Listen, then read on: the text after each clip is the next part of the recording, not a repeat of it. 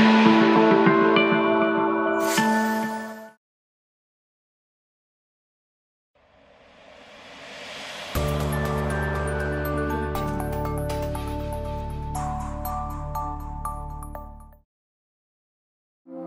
Bapak Ibu Saudara, puji nama Tuhan kalau hari ini kita boleh sama-sama berkumpul untuk kita memuji dan memuliakan nama Tuhan. Saya undang Bapak Ibu Saudara, kita akan berdoa bersama-sama. Kami bersyukur Tuhan untuk kebaikan-Mu hari ini. Terima kasih Tuhan untuk berkat-berkat-Mu yang luar biasa. Oh Tuhan, kami masih boleh merasakan kasih-Mu ya Tuhan. Kami masih boleh merasakan oh Tuhan berkat-Mu yang luar biasa. Sampai hari ini Tuhan, kami masih boleh ada oleh karena kebaikan-Mu ya Bapa. Kami menyerahkan ibadah kami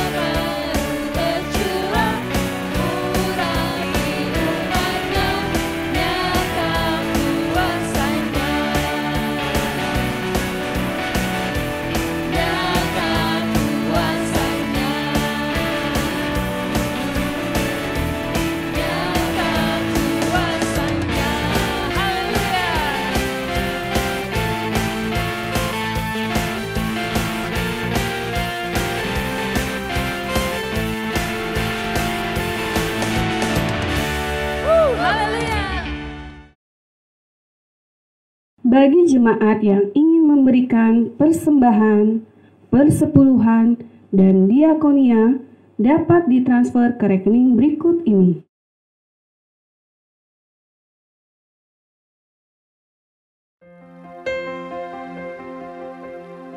Hanya Engkaulah satu-satunya andalan kami Tuhan, yang kami harapkan, yang kami inginkan dalam kehidupan kami sehari-hari. Terima kasih Tuhan Yesus, kalau sampai hari ini Engkau masih setia untuk kami semua Tuhan ada di tempat ini. Terima kasih ya Tuhan Yesus. Haleluya. Engkau Tuhan yang setia, waktumu selalu yang terbaik. Engkau Tuhan sandaranku, dan ku hanya kan berharap padamu. Satu-satunya yang ku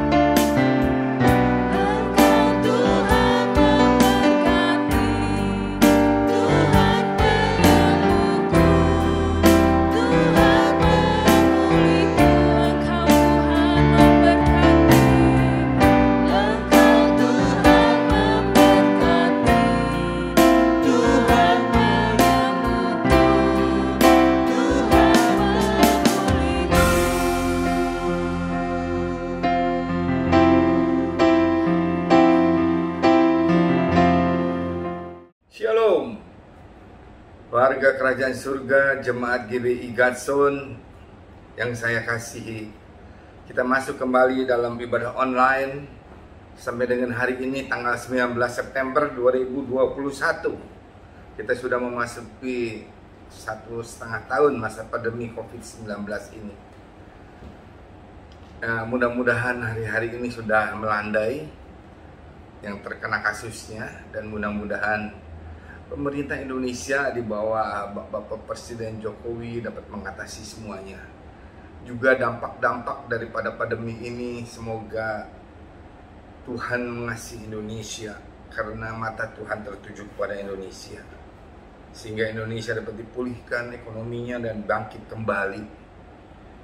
Dan Indonesia memang sedang membangun yang begitu hebat hari-hari ini, tetapi memang terkena pandemi COVID-19 ini menjadi seperti saat ini. Tetapi kita tetap bersyukur kepada Tuhan atas semua anugerah, berkat, limpah rahmat yang Tuhan berikan kepada Indonesia. Amin.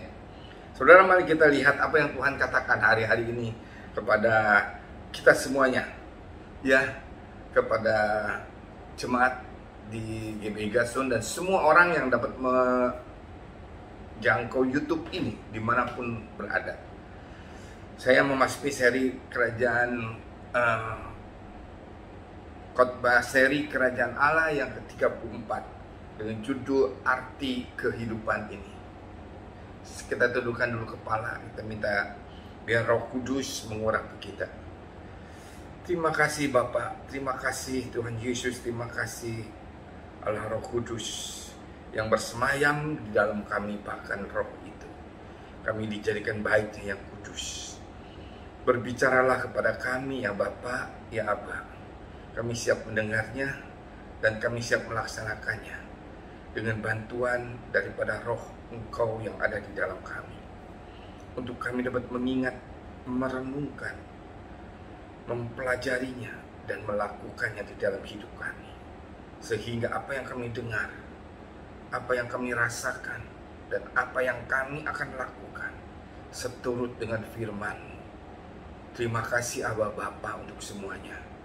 Kami menerima hari ini anugerah kasih karunia Engkau yang baru lagi, penyertaan Engkau yang baru lagi setiap pagi. Kami bersyukur dan berterima kasih kepada Engkau atas semuanya, sebab Engkau baik, bahwasanya kasih karunia Engkau, kasih setia Engkau selalu baru setiap pagi kami terima di dalam nama Tuhan Yesus Kristus. Urapi kami semuanya yang mendengarkan dan hamba-Mu yang menyampaikan.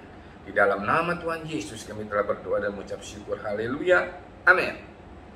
Saudara, mari kita lihat dengan judulnya yang ke-34 ini, Arti Kehidupan Ini.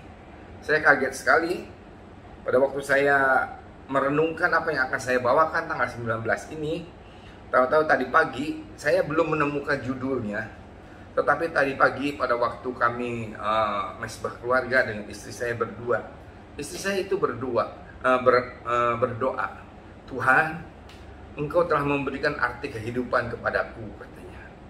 Apa arti kehidupan itu, saudara? Arti kehidupan kalau kita hidup dengan pikiran, dengan keinginan, dengan kemauan, dengan hati yang terdalam, itu murni atau kudus atau suci atau baik, ya, tidak ada kebalikan daripada itu.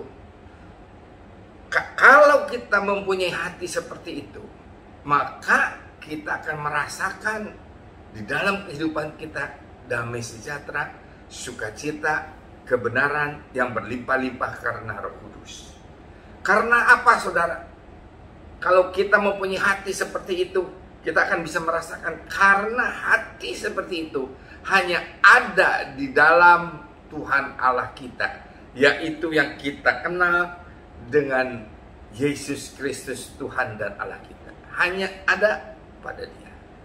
Jadi kebalikannya, kalau hati kita resah, hati kita takut, hati kita bimbang, hati kita ragu-ragu, hati kita kotor, hati kita najis, hati kita jahat, merencanakan sesuatu yang jahat, fitnah, dendam, marah, sakit hati, itu adanya dikebalikan daripada Tuhan. Tuhan Yesus datang ke dalam dunia ini membawa kehidupan, membawa hidup dan di dalam kelimpahan. Tetapi iblis datang mencuri, membunuh dan membinasakan. Apa yang dibawa oleh iblis? Yaitu tadi keresahan, kebimbangan, ketakutan, ragu-ragu, najis, jahat, kotor pikirannya yang ada di dalam hati kita, keinginan yang kotor, yang najis, itu semua kepunyaannya dia. Sehingga pada waktu kita tidak ada di dalam hati yang benar dengan Allah Tuhan kita, maka kita ada di dalam hatinya iblis. Sehingga apapun yang akan kita rasakan, apapun yang akan kita bertindak, apapun yang akan kita lakukan, itu sejalan dengan pikiran yang jahat tadi. Sehingga tidak akan ada kebenaran, damai sejahtera, dan sukacita yang berlimpah-limpah oleh karena Roh Kudus. Saya garis bawahi saudara. Kebenaran, damai sejahtera, sukacita yang berlimpah-limpah oleh karena Roh Kudus. Oleh karena Roh Kudus, saya katakan. Sebab apa? Sebab kita tidak bisa mengusahakannya sendiri. Kita harus bergantung. Kita harus terikat. Kita harus dicangkokkan, ditempelkan. Seperti ranting kepada batangnya atau kepada Roh Kudus. Sehingga pada waktu kita ada di dalam Dia dan firman-Nya ada di dalam kita, maka dikatakan minta apa saja, bukannya minta uang, minta kekayaan, kemewahan, kehebatan, dudukan, jabatan, prestasi, nama besar, kepintaran, titel, segala macam, bukan hanya itu. Tetapi minta apa saja, yaitu kerajaan surga adalah kebenaran, damai sejahtera, dan sukacita yang berlimpah-limpah. Kenapa saudara saya membawakan seri kerajaan Allah terus menerus? Karena begini saudara, kerajaan Allah itu ada di dalam kerajaan itu hanya ada kebenaran, damai sejahtera, dan sukacita yang berlimpah-limpah oleh karena Roh Allah. Itu kerajaan Allah. Dan kerajaan Allah ini telah dibawa kembali oleh Tuhan Yesus ke dalam bumi ini pada waktu Dia datang 2000 tahun yang lalu. Apa aja yang Dia bawa? Yang Dia bawa adalah suasana kerajaan Allah. Tadinya suasana kerajaan Allah itu ada di Taman Eden pada waktu Adam dan Hawa hidup di sana dan belum jatuh ke dalam dosa. Tetapi karena Adam dan Hawa jatuh ke dalam dosa, maka kuasa si iblis dapat ikut serta di dalam Taman Eden, yaitu di dalam dunia sekarang ini. Ini dunia ini bukan Taman Eden. Kalau Taman Eden tidak ada kuasa iblis yang berikut serta di sana, karena Adam belum menyerahkan kepada si iblis. Si iblis tidak punya kuasa. Si iblis hanya bisa mempergunakan kuasa yang telah diberikan oleh Allah waktu menciptakan Adam dan Hawa di Taman Eden. Diberi kuasa untuk menguasai bumi ini dan alam semesta semuanya. DNA itu masih ada sampai sekarang, saudara. Ya, sudah ada yang bisa menciptakan matahari di RRC. Nanti sebentar lagi ada 5G, saudara. Udah yang aneh-aneh semua. Terus ada lagi kendaraan bisa di udara, segala macam. Listrik sebentar lagi diganti semua. Tadinya udah ketakutan seluruh dunia, tidak ada minyak. Bagaimana bisa jalan kendaraan dan yang lain-lain industri? No, tidak. Allah sudah menyediakan bagi umat manusia yang berkelimpahan. Kita pernah berpikir nggak? Kita aja di zaman kita aja. Kita pernah berpikir nggak dulu pada waktu kita belum ada handphone? Pada waktu saya masih muda, saya nggak pernah berpikir ada handphone bisa seperti begini, bisa foto, bisa segalanya. Sebentar lagi kita nggak usah bayar pulsa, kita berhubung dengan satelit 5G, 6G, semuanya. Tidak ada BTS nanti. Semuanya dengan satelit terhubungnya. Dan satelit bisa mencapai ke daerah manapun juga. Tidak ada blank spot. Lebih maju lagi, itu apa? Itu semua itu sudah ada sejak zaman diciptakan oleh Allah. Hanya manusia belum mencapai ke dalam taraf itu.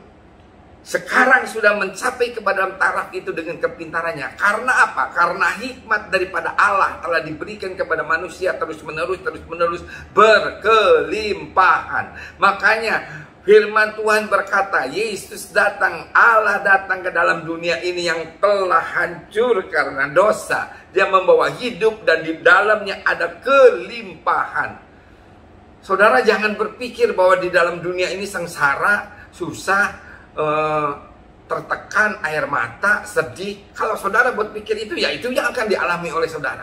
Tetapi kita harus berpikir bahwa walaupun kita masih hidup di dalam dunia ini, tetapi kita sudah merasakan suasana kerajaan Allah, yaitu kebenaran, damai sejahtera, dan sukacita yang berlimpah-limpah. Oleh karena Roh Kudus, saya garis bawahi, oleh karena Roh Kudus, banyak orang berusaha sendiri mencari damai sejahtera dan sukacita yang berlimpah-limpah. Kemana? Narkoba, kehidupan malam, dekadensi, moral, segala macam, hidup bebas, celaka, hanya sementara, minuman keras, dan yang lain-lain semuanya, itu hanya sementara. Makanya damai sejahtera dan sukacita yang berlimpah-limpahnya oleh karena Roh Kudus. Saya tetap ingatkan, saya banyak kemarin dulu juga tidak ingat pada waktu saya membawakan firman juga. Damai sejahtera dan sukacita, damai sejahtera dan sukacita tidak oleh Roh yang berlimpah-limpah, tidak diteruskan oleh karena Roh Allah.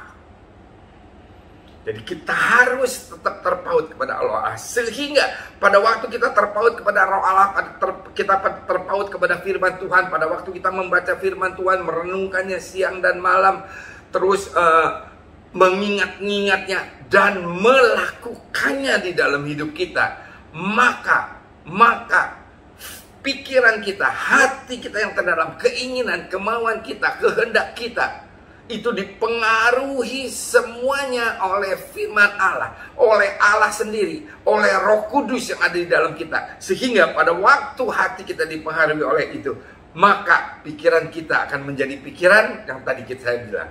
Itu arti kehidupan. Pikirannya senang, rela, tidak takut, gembira, ya, berserah kepada Tuhan. Dengan kuat kuasa Tuhan, kita bersukacita oleh karena Roh Kudus. Apapun yang kita alami, saudara, kalau tidak ada Roh Allah di dalam saya kesaksian, saya tidak akan bisa bertahan sampai dengan hari ini. Waduh, tekanan kehidupan saya juga begitu berat, ya. Tapi puji nama Tuhan, selalu Tuhan mencukupkan, tolong garis bawahi. Semua kita yang bergantung bersandar kepadanya. Itu arti kehidupan, saudara. Sekarang kita belajar, saudara. Nanti saya akan tutup dengan satu cerita yang bagus sekali yang tadi saya baca. Barusan dari grup WA saya, tapi puji Tuhan, banyak saya menyaring. Dan saya mengambil yang baik. Dan saya bagikan kepada saudara nanti. Kita belajar dulu dari Ishak.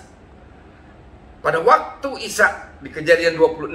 Ini kebanyakan yang membawakan ini dan saya mendengar. Selalu dikatakan Ishak menabur, taat kepada Tuhan. Sehingga dia menuai 100 kali ganda.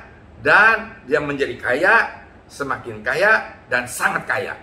Karena apa? Karena Ishak nabur. Biasanya begitu. Nah, sekarang kita gali kenapa Ishak bisa seperti ini.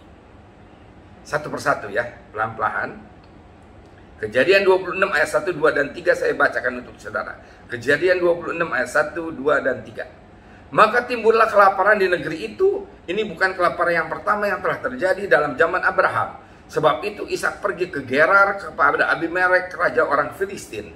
Lalu Tuhan menampakkan diri kepadanya. serta berfirman, janganlah pergi ke Mesir, diamlah di negerinya akan kukatakan kepadamu. Dan Ishak taat pada saat itu. Ayat ketiga, tinggallah di negeri ini sebagai orang asing, maka aku akan menyertai engkau dan memberkati engkau, sebab kepadamu lah dan kepada keturunanmu akan kuberikan seluruh negeri ini, dan aku akan menepati sumpah yang telah kuikrarkan kepada Abraham ayahmu. Saudara, puji nama Tuhan. Kalau kita ada di dalam masa-masa yang terdesak, masa-masa paceklik, masa-masa kesulitan seperti saat pandemi COVID-19 saat ini, kalau kita mencari Tuhan, kalau kita bersandar, kalau kita fokus kepada Dia, maka Dia akan menampakkan diri kepada saudara dan saya. Amin. Dan Dia akan memberikan instruksi. Jangan pergi ke Mesir, diamlah di negeri yang kukatakan kepadamu. Dan Ishak tinggal di situ. Taat. Sekarang kita saatnya pada ini mencari Tuhan sungguh-sungguh. Sungguh-sungguh mencari Tuhan. Supaya Dia dapat memberikan instruksi kepada kita. Supaya Dia bisa menampakkan diri kepada kita. Supaya kita tahu benar-benar jalan-jalannya Dia harus seperti apa. Saudara, kita teruskan dengan ayat 12. Ayat 7-nya nanti saya kupas, tetapi saya akan balik dulu. Saya akan teruskan dulu. Kejadian 26. Kejadian 26 ayat 12 sampai dengan 14. Kejadian 26 ayat 12 sampai dengan 4. Maka menaburlah Ishak di tanah itu, dan dalam tahun itu juga ia mendapat hasil 100 kali lipat, sebab diberkati Tuhan. Dan orang itu menjadi kaya, bahkan kian lama kian kaya, sehingga ia menjadi sangat kaya. Ia mempunyai kumpulan kambing domba dan lembu sapi, serta banyak anak buah, sehingga orang Filistin itu cemburu kepadanya. Saudara, dalam masa paceklik pandemi COVID-19 ini, apakah ada di antara kita yang dapat merasakan seperti Ishak? Dia pada waktu taat kepada Tuhan, dan dia pada waktu menabur, maka dia akan menuai 100 kali ganda, menjadi kaya, dan semakin kaya, dan sangat kaya. Diberkati berlimpah-limpah Ishak. Tetapi kita akan lihat, kenapa Ishak diberkati berlimpah-limpah? Balik lagi, yang tadi saya katakan, pada waktu istri saya katakan tadi pagi pada waktu dalam doa, hati kita ada di mana? Bukan hanya ketaatan saja, bukan hanya menabur saja, tetapi hati kita ada di mana? Saudara, walaupun saudara menabur terus, beratus-ratus kali, beribu-ribu kali, kalau hati saudara tidak benar, maka tidak akan ada hasilnya. Hukum tabur tuel tidak akan berlaku. Pada saat kita menabur, hati kita nggak benar. Makanya ada firman berkata, kalau kamu mau menabur, kamu harus dengan tulus hati. Jangan dengan duka dan paksa. Jangan dengan duka dan paksa. Jadi sejak saat ini, saya menganjurkan kepada saudara, saudara lebih baik tidak menabur pada waktu hati saudara duka dan paksa. Pada waktu saudara memerlukan sekali uang yang saudara akan tabur. Tetapi pada waktu saudara memerlukan sekali, lebih baik kalau saudara tabur juga tapi saudara takut, gentar, ragu-ragu, lebih baik saudara jangan menabur. Hati. Kita lihat. Kenapa hati? Kita belajar dari Ishak. Kejadian 26 ayat 15 dan 16. Kejadian 26 ayat 15 dan 16 berkata, segala sumur yang digali di dalam zaman Abraham ayahnya oleh hamba-hamba ayahnya itu telah ditutup oleh orang Filistin dan ditimbun dengan tanah. Lalu kata Abimelek kepada Ishak, pergilah dari tengah-tengah kami sebab engkau telah menjadi jauh lebih berkuasa daripada kami.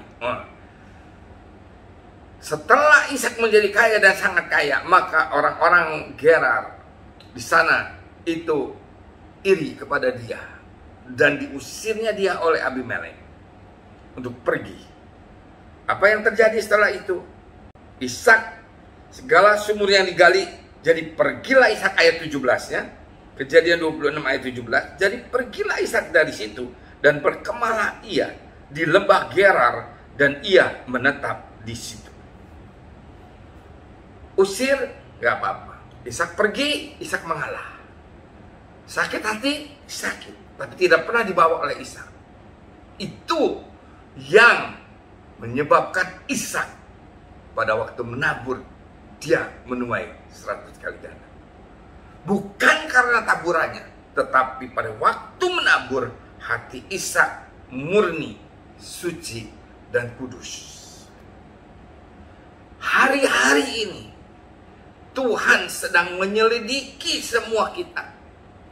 Baik pendeta-pendeta besar, gembala-gembala besar yang dikatakan banyak jemaatnya, gereja-gereja besar yang memimpin gereja-gereja besar semua, pemimpin aras rohani dan yang lain-lainnya, sedang dilihat oleh Tuhan bagaimana hatinya, terpaut kepada apa hatinya. Aduh, aku ingin buru-buru supaya lepas dari COVID, supaya bisa lagi beribadah dengan jemaat yang begitu banyak, ya, dengan kehebatan ibadah dan yang lain-lain sudah sirna.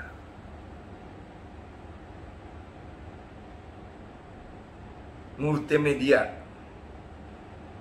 ya, yang ada di gereja-gereja yang ratusan, yang puluhan M, sekarang sudah tidak bisa dipergunakan selama hampir 2 tahun.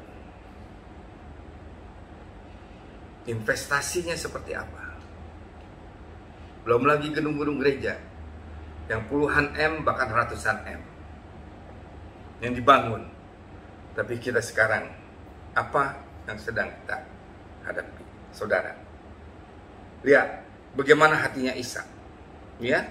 Setelah dia, kemudian Ishak menggali kembali sumur-sumur yang digali dalam zaman Abraham ayahnya dan telah ditutup oleh orang Filistin sudah Abraham mati. Disebutkannya lah nama sumur-sumur itu menurut nama-nama yang telah diberikan oleh ayahnya. Ketika hamba-hamba Ishak menggali di lembah itu, mereka mendapati di situ mata air yang berbuah-buah airnya. Lalu bertengkarlah para gembala Gerar dengan para gembala Ishak. Kata mereka, air ini kepunyaan kami. Dan Ishak menamai sumur itu Esek.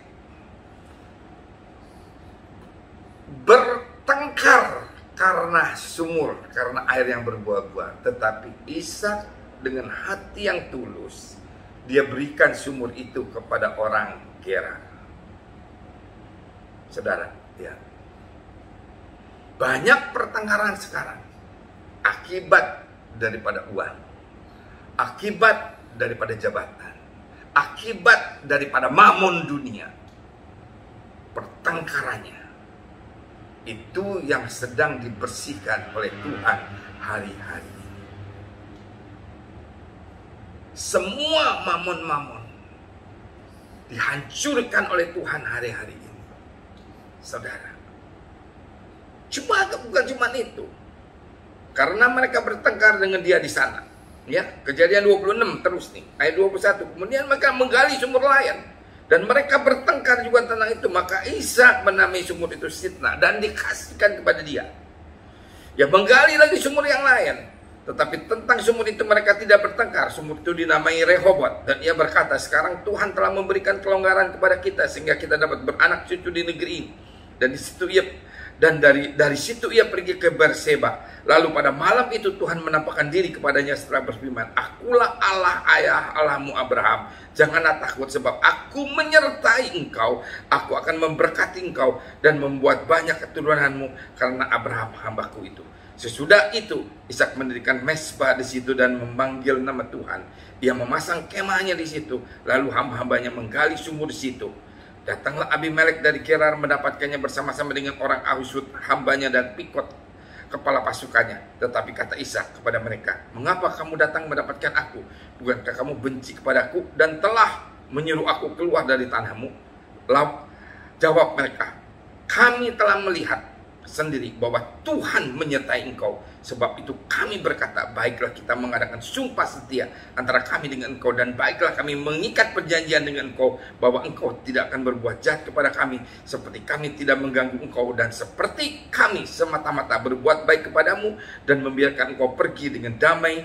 Bukankah engkau sekarang yang diberkati oleh Tuhan? Saudara, Ishak disertai oleh Tuhan. Kenapa Abimelek mau berteman kembali dengan Ishak? Mau mengadakan perdamaian kembali? Karena Abimelek melihat hatinya Ishak. 3 sumur dikasih kepada mereka pada waktu Abraham telah mendapatkan air yang berbuah-buah. Akhirnya dia waktu di Berseba, dia menggali sumur keempat, dan di situ dia hidup diberkati oleh Tuhan, disertai oleh Tuhan. Dan yang terlebih lagi, dia diperdamaikan dengan Abimelek. Saudara, hari-hari ini kita akan diperdamaikan dengan Tuhan terlebih dahulu, dan kita akan disertai oleh Tuhan dan diberkati oleh Tuhan. Tetapi terlebih daripada itu, kita akan diperdamaikan dengan saudara-saudara kita semuanya. Saya tutup dengan satu tulisan dari penulis Wang Xingrong. Penulisnya dan penjemahnya adalah Li Yingsen. Ini cerita ada di China. Ya, bagaimana arti kehidupan di sana. Ya. Dari cerita ini saya singkat aja. Ada seorang ibu-ibu naik kereta api, ya, dari Beijing ke Yunnan. Kereta api itu berhenti di provinsi Yunnan, dan terlihat itu adalah gunung-gunung, dan stasiunnya namanya Sau. Selama 2 menit stasiun itu. Tetapi mendadak, walaupun hanya 2 menit, sekumpulan remaja anak umur 12 sampai 13 tahun dengan pakaian lusuh dan compang-camping, sambil masing-masing memanggul keranjang berdesakan berusaha masuk kepada kereta itu. Keranjangnya besar-besar, mereka susah sampai naik ke kereta. Di bagian gerbong yang ibu ini naik seorang remaja putri yang kurus sekali. Dia memanggul sekeranjang penuh buah edau atau kacang kenari. Setelah susah payah dia menurunkan keranjangnya, lalu dengan tangannya dia sibuk mengusap keringat di mukanya, dan mengibarkan rambutnya ke belakang. Terlihatlah wajah yang tirus dan cantik, tapi pucat.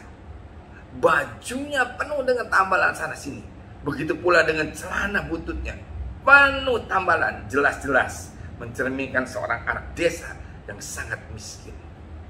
Gerbong itu penuh dengan penumpang, susah sekali, dan dia duduk di samping, dia berdiri di samping ibu-ibu itu.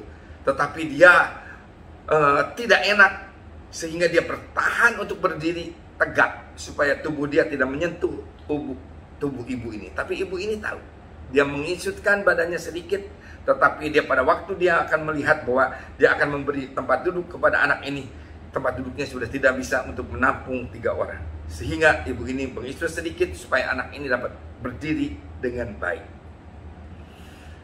Dan ibu ini membereskan keranjang yang dibawa oleh anak ini supaya tidak menghalangi orang-orang yang berlalu lalang di kereta itu. Nah, gadis ini membalas dengan senyuman penuh terima kasih. Saudara, bayangin. Kita lihat bagaimana susahnya dia, tetapi dia membalas dengan senyuman penuh terima kasih. Bukan hanya itu saja, dibukanya tutup keranjangnya, lalu mengambil segenggam besar buah edau untuk secara paksa dimasukkan ke saku baju ibu ini. Ibu ini menolak, tapi tidak berdaya, karena gadis itu sangat ngotot sekali ingin memberi hadiah kepada ibu ini. Saudara, begitu hebatnya. Lihat saudara, ceritanya terus ya. Akhirnya anak ini akrab dengan ibu ini, dan ternyata usianya 14 tahun. Saudara, ditanyakan oleh ibu ini, kamu rumahnya di mana?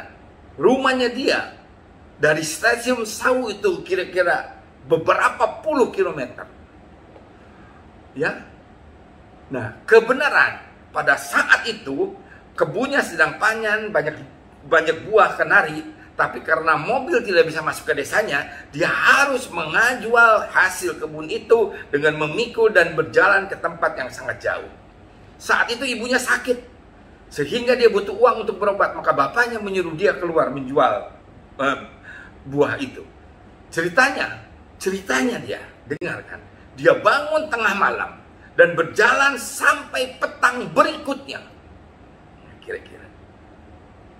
Lalu menginap semalam di sebuah goa. Di sebuah goa, bukan di penginapan. Pagi-pagi jalan lagi, baru bisa mengejar kereta di stasiun Sawu tersebut. Saudara, maka nanti setelah terjual buah itu, pulangnya masih harus berjalan kaki sehari semalam baru sampai di rumahnya. Perjalanan yang begitu jauh, apa kamu nggak takut? Kata ibu ini. Dia menjawab, saya ada teman. Begitu saya naik kereta api, mereka berpencar. Nanti pas turun akan ketemu lagi. Jawabnya penuh dengan keyakinan bahwa dia akan ketemu lagi dengan teman-temannya dia. Jalan sejauh itu menjual 1 keranjang buah hedau. Bisa untung berapa? Saudara dengerin. Setelah dipotong ongkos kereta pulang pergi, sisanya hanya sekitar 15-16 yuan. 1 yuan itu 2.000 rupiah, sehingga sisanya hanya 30.000 rupiah. Jelas nampak kalau angka itu membanggakan dirinya. Dia sangat bangga. Aku akan mendapat 15 yuan nanti kalau buah ini terjual semuanya. Loh, masih nggak cukup untuk makan sehari, kata penumpang yang lain. Gadis ini menjawab, kami ada membawa bekal juga. Tanyain, bekal apa yang dibawa? Bekal apa katanya? Desak perempuan yang lain. Jawab gadis itu malu-malu. Seketika semua penumpang langsung merasa terenyuh dan sedih. Dia bilang, lapek ubi merah. Dan ditaruh di bawah buah hedau itu oleh bapaknya. Dan ayahnya bilang kepada dia, kalau buah hedau ini sudah laku semuanya, baru kamu boleh memakan apa yang dibawakan oleh dia kepada dia dibawakan oleh ayahnya kepada dia. Mereka langsung bertanya, berapa harganya 1 kati? Ibu memberitahu saya, 10 buah hedau harganya hanya 0,25 yuan. Nggak bisa kurang lagi, kata gadis itu dengan bangganya. Dan ibu yang ikut di sebelahnya menimpalinya. Waduh, murah sekali. Di tempat saya mahal, malah 8 yuan untuk 1 kati. Bayangin saudara. Dia ngejual 0,25 yuan, tapi harga sebenarnya 8 yuan. Tapi dia dengan bangganya dia berkata bahwa harga sebegitu tidak bisa kurang lagi. Maka penumpang jadi berebut membeli. Saya bantu anak itu menghitung buah itu. Dan dia sibuk menerima dan menghitung uangnya. Sebentar saja 2/3 sudah habis. Gadis itu dengan cermat membenahi uang yang diterimanya. Saya bantu dia. Setelah sampai, gadis itu akan turun dari kereta. Ibu ini membantu memanggulkan keranjang di punggungnya. Saya ambil, ibu itu mengambil sebuah baju dan celana warna merah yang dibeli untuk keponakannya, tetapi dimasukkan ke keranjang anak ini sambil berkata, ini adalah baju yang saya belikan untuk keponakanku. Sekarang saya kasih kamu untuk dipakai setelah pulang ke rumah nanti ya. Terlihat gadis itu sangat gembira. Sambil memiringkan badan berusaha melihat baju yang saya berikan sambil berucap terima kasih, terima kasih, terima kasih. Bersama dengan itu ada 4 orang pemuda pekerja musiman yang sedang main kartu di dekat kami.